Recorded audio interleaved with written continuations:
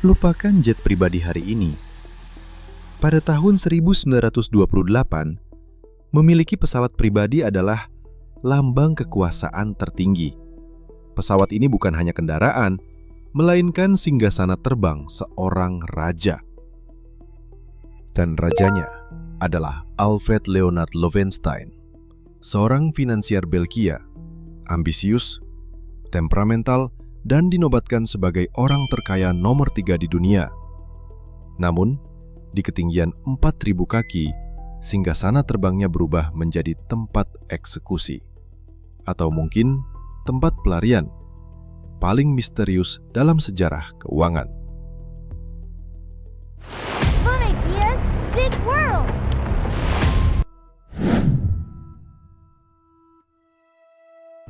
Kisahnya dimulai di Brussels pada tahun 1877. Anak seorang bankir kecil yang meninggalkan utang. Lovenstein kecil tak mewarisi kekayaan besar, tapi mewarisi sifat. Ambisi tak terbatas dan selalu ingin menang. Ia tak suka aturan, ia menciptakan aturannya sendiri. Lovenstein membangun kekayaannya dengan strategi yang berani. Investasi pada industri masa depan. Ia membanjiri negara-negara berkembang dengan fasilitas tenaga listrik melalui perusahaan intinya, Sidro. Sedangkan pilar keduanya adalah sutra buatan, rayon, sebuah inovasi tekstil yang revolusioner. Ia menjelajahi dunia dengan pesawat pribadi, sebuah kemewahan luar biasa di era itu, bertemu dengan presiden dan perdana menteri. Ia diberi gelar Companion of the Most Honorable Order of the Bath oleh Inggris. Pada puncaknya, kekayaannya 12 juta pound sterling atau setara dengan hampir 1 miliar pound sterling saat ini. Kekuasaannya tak tertandingi. Ia hidup dalam kemewahan gila-gilaan. Memiliki rumah-rumah mewah di London, Brussels, dan Paris. Ia adalah pahlawan yang disanjung dan disegani. Namun di balik megahnya, Lovenstein adalah sosok yang gelisah, temperamental, dan dikenal sebagai diktator di kantornya.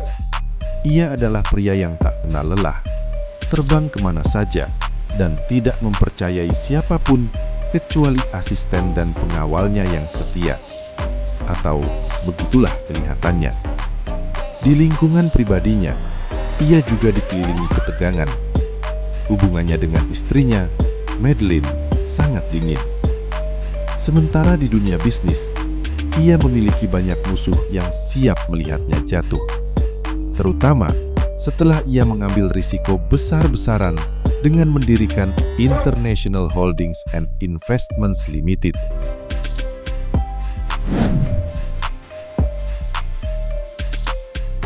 Malam itu, 4 Juli 1928. 7 orang berada di dalam pesawat Fokker F-7 yang terbang dari London menuju Brussels. Lovenstein, pilot, mekanik, 2 sekretaris, dan 2 valet. Mereka melintasi Selat Inggris pada ketinggian 4.000 kaki. Lovenstein, yang dikenal suka menulis catatan, pergi ke bagian belakang pesawat untuk menggunakan toilet. Beberapa menit kemudian, salah satu sekretaris mencarinya. Pintu toilet kosong. Pintu masuk pesawat yang berlawanan terbuka. Berayun kencang ditiup angin. Alfred Lovenstein lenyap ke dalam kegelapan di atas Selat Inggris. Jenazah Lovenstein ditemukan nelayan di perairan Prancis. Identifikasi hanya melalui arloji dan pakaiannya. Hasil otopsi menunjukkan fraktur tengkorak dan tulang patah, membuktikan ia hidup saat menghantam air.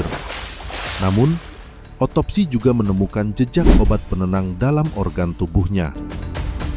Teori 1 dan 2, kecelakaan atau bunuh diri. Secara teknis, pintu keluar di Fokker F-7 hampir mustahil dibuka dari dalam saat terbang. sementara bunuh diri? Lowenstein tidak dikenal sebagai orang yang putus asa. Teori 3. Pembunuhan terencana. Ini teori paling kuat.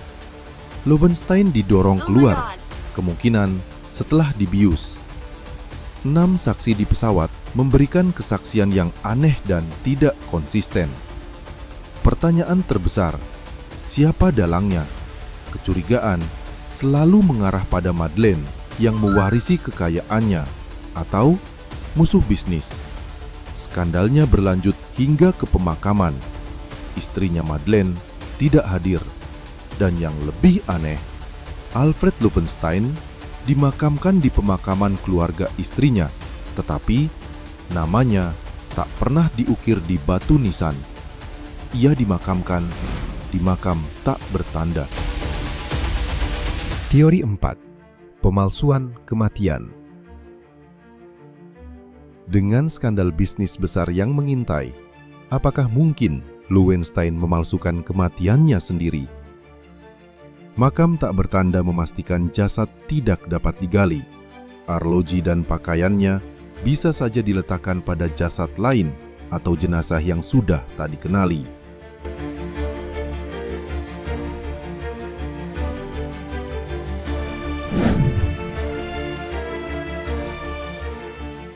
Kematian misterius ini memicu kepanikan finansial. International Holdings anjlok nilainya dalam hitungan hari, menghancurkan aset banyak investor. Lowenstein telah pergi, meninggalkan kekacauan. Bagaimana nasib perusahaannya? Walaupun sahamnya jatuh, pilar utamanya, Sidro, perusahaan listrik Belgia, terbukti sangat tangguh. Ia berhasil bertahan dari guncangan pasar dan depresi besar. Sepanjang tahun 1930-an, Sidro terus beroperasi dan tumbuh. Kemudian bergabung dan menjadi bagian dari jaringan konglomerat energi Belgia besar, di mana jejaknya masih dapat ditemukan dalam raksasa energi global hari ini. Nasib kekayaannya jatuh ke tangan Madeleine. Ia hidup dalam kemewahan besar, tanpa pernah diganggu oleh penyelidikan lebih lanjut. Sementara misteri sang finansier terkaya itu tetap tak terpecahkan.